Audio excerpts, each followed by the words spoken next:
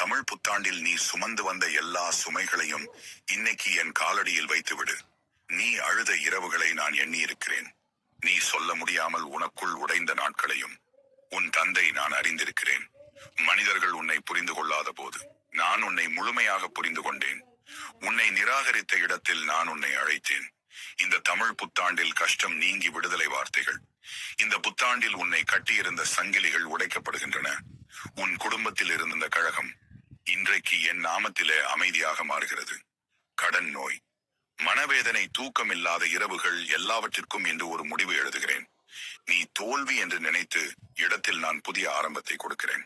ஆண்டவரே, இந்த தமிழ் புத்தாண்டில் எனக்கு விடுதலை கொடுங்கள் என்று நீ உன் உள்ளத்தில் இருந்து கூப்பிடும் சத்தத்தை உன் தந்தை நான் கேட்கிறேன்.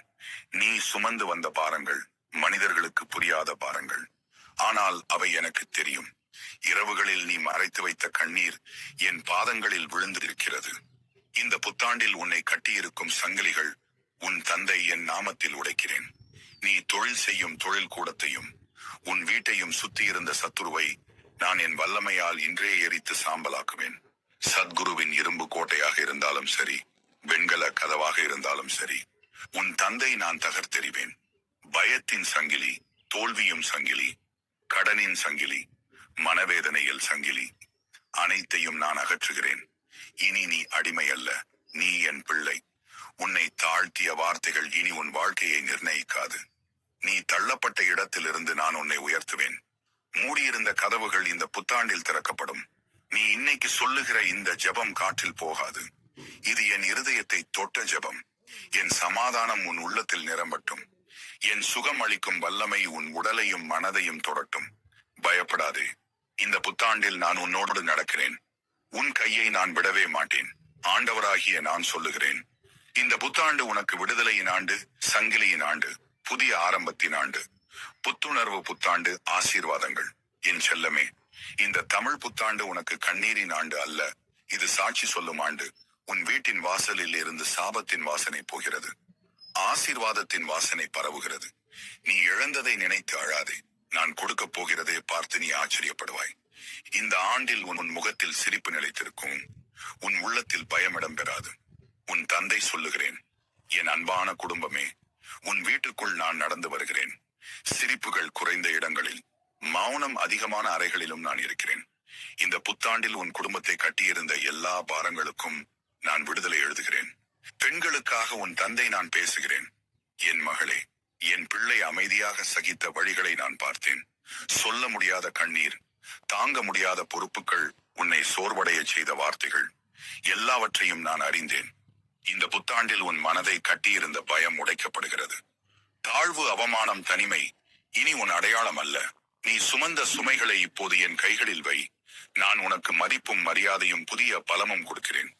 பிள்ளைகளுக்காக உன் தந்தை நான் பேசுகிறேன்.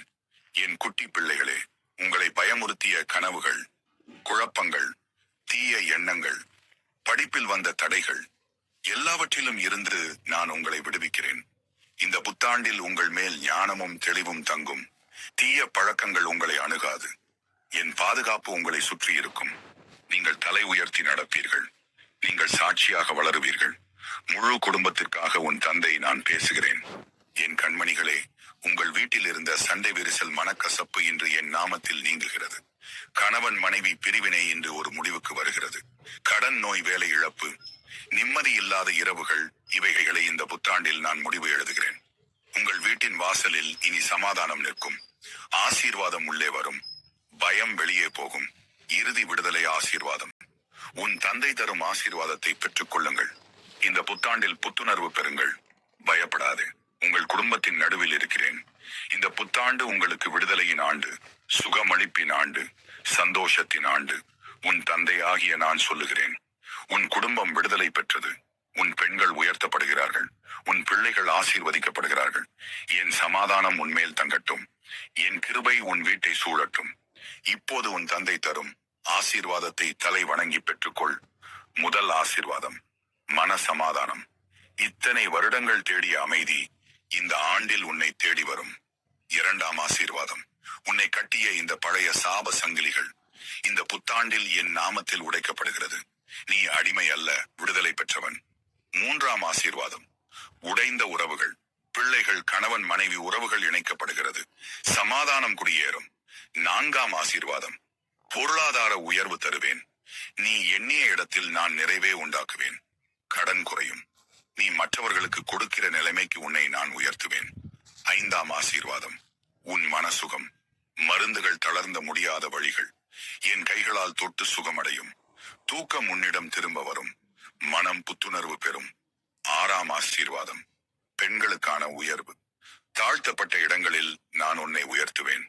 உன் கண்ணீர் சாட்சியாக மாறும். 7ஆம் ஆசீர்வாதம். உன் பிள்ளைகள் வழி தவற மாட்டார்கள்.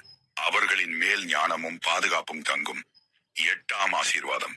புதிய வாயில்கள் இந்த புத்தாண்டில் திறக்கப்படும். இதெல்லாம் எப்படி நடந்தது அப்படின்னு நீ ஆச்சரியப்படும் அளவில். 9ஆம் ஆசீர்வாதம். உன்னை இழிவாக பேசியவர்கள் உன் உயர்வுகளை பார்ப்பார்கள். 10ஆம் ஆசீர்வாதம். நீ போகும் வழியெல்லாம் நான் உன்னுடன் இருக்கிறேன். நீ விழுந்தால் நான் தூக்குகிறேன். நீ அழுதால் நான் துடைக்கிறேன். உன் தந்தை நான் சொல்லுகிறேன்.